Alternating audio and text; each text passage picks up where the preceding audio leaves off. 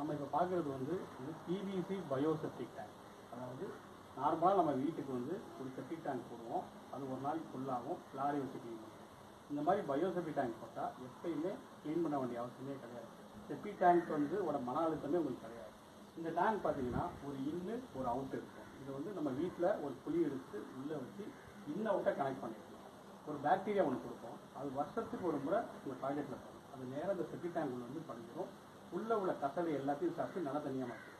Tank விட்டு தண்ணி வெளியே வரும்போது பியூரிஃபைடு வாட்டராக வெளியே வரும். எந்த ஒரு கசடு ஃப்ளஷ் எதுவும் வெளியே வராது, ஸ்மெல்லு வராது, கொசு வராது, கருப்பாம்பூச்சி வராது. இந்த வாட்டரை என்ன பண்ணாங்கன்னா கார்டன் பர்பஸ் யூஸ் பண்ணிக்கலாம். இல்லைன்னா வேஸ்ட் வாட்டர், குளிக்கிற தண்ணி, சமைக்கிற தண்ணி, துவைக்கிற தண்ணி அதோட கலந்து கொள்ளலாம். அப்படி இல்லைன்னா பக்கத்தில் வாக்கையாரோ இல்லை சாக்கடையோ போச்சுன்னா அதெல்லாம் மிக்ஸ் பண்ணிக்கலாம்.